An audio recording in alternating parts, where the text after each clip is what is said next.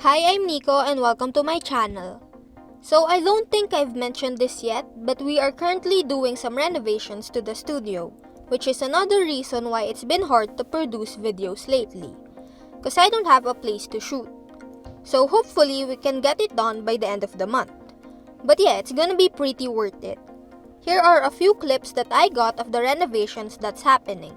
It's pretty messy, which is why I decided to temporarily set up a simple table on a different area of the house, just so I can do a little bit of work and start on my entry.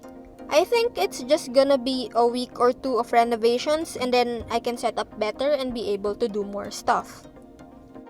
So anyways, for today's video, I'm just going to share the progress that I made so far on my entry for this year's GBWC.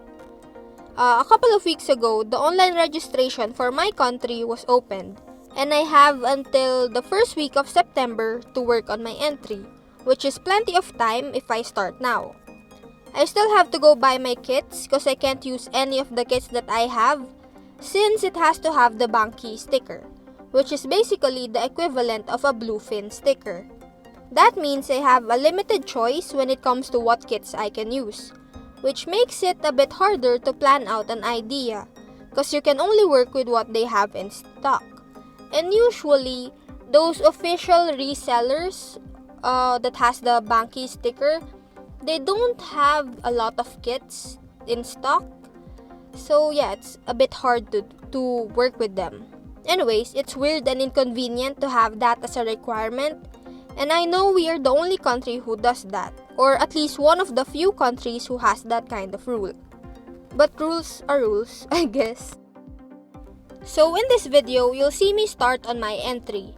Obviously, I'm going to do a diorama because I like to think that I'm good at that.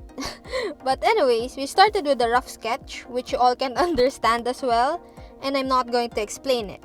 But yeah, it's gonna be the most detailed, and I can't really say it's gonna be big because there are size limitations, but it's gonna be around 10 by 12 inches, and with the frame, it's probably going to be an inch or two bigger.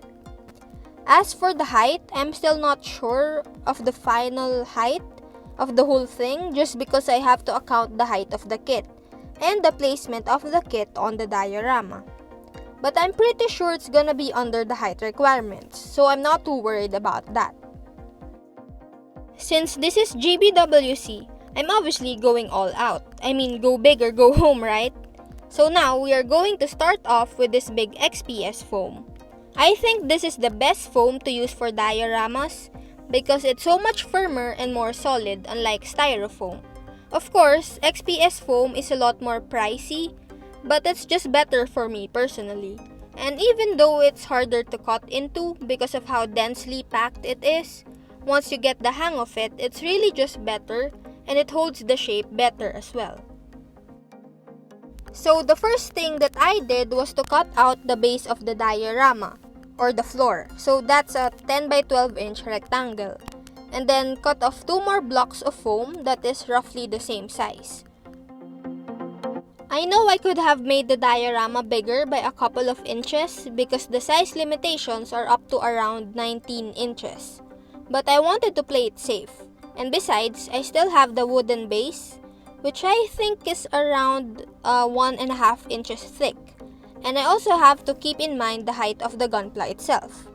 Besides, making the diorama bigger than I need to will just be harder for me, and it can take away the attention from the Gunpla, which is bad because what you want to show off is the Gunpla itself. The diorama is just there to help with the storytelling.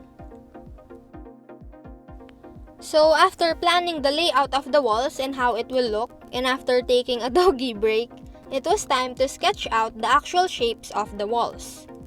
And I don't want to reveal too much about what I'm doing, just because I don't want to. But comment down below if you're starting to get an idea of what I'm building. And basically, I don't want the walls to be too tall because then you won't be able to see the Gunpla from behind. And my goal is to make it look good from all sides. So when you're making your entry for a competition or a contest, the obvious thing to do is to stand out. To make your entry stand out so that even looking from afar, the judges will immediately zoom in on that one entry that caught their attention. And your job is to make sure that your entry is the one that stands out. And so for me, I decided not to make the walls too high so that from all sides and angles you can see the main kit, which is basically the main attraction or the main event. Because this is a Gunpla competition after all, it's not a diorama competition. I mentioned earlier how solid this foam is, meaning it can be a bit hard to carve into it. So just keep in mind to use a fresh blade, or if you have a foam cutter, that would be even better. So after sketching out the initial shapes of the walls with a Sharpie, I cut above that line just so if I make a mistake, it's easier to fix.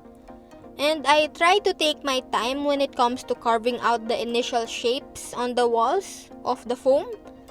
Because if you just do it carelessly and not even add some ridges here and there, you'll end up with a diorama that looks like a cake. If you think that plaster or texture paint or air dry clay will hide the lazily carved out foam, you're dead wrong. So just take your time and carve out the shape you want before moving on to the next step.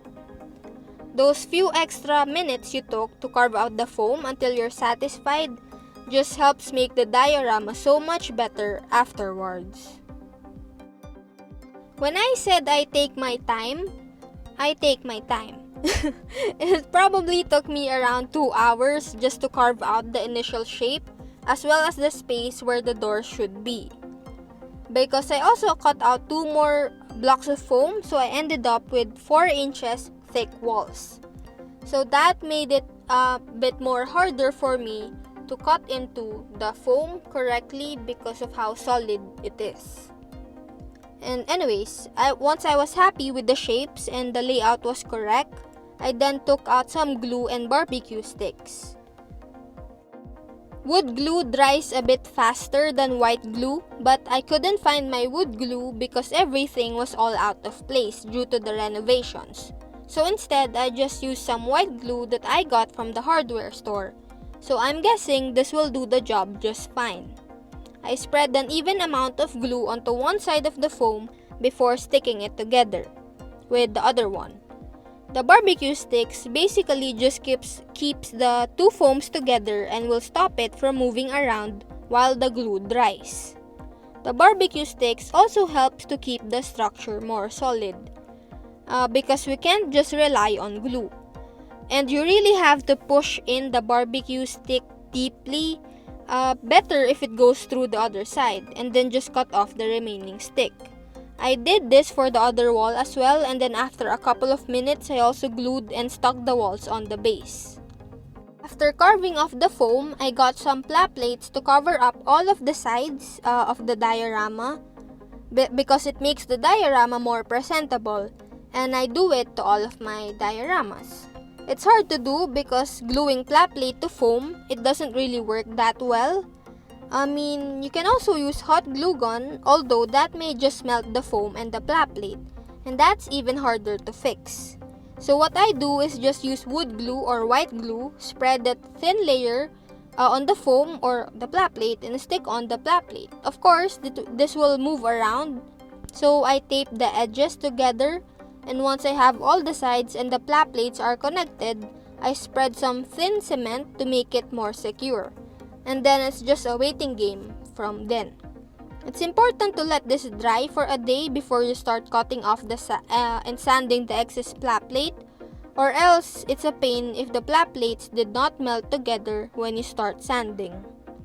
So aside from adding pla plate to the sides, I also added some to the walls and the ground because it's easier to stick more pla plates on top of pla plate than sticking on the details directly on the foam.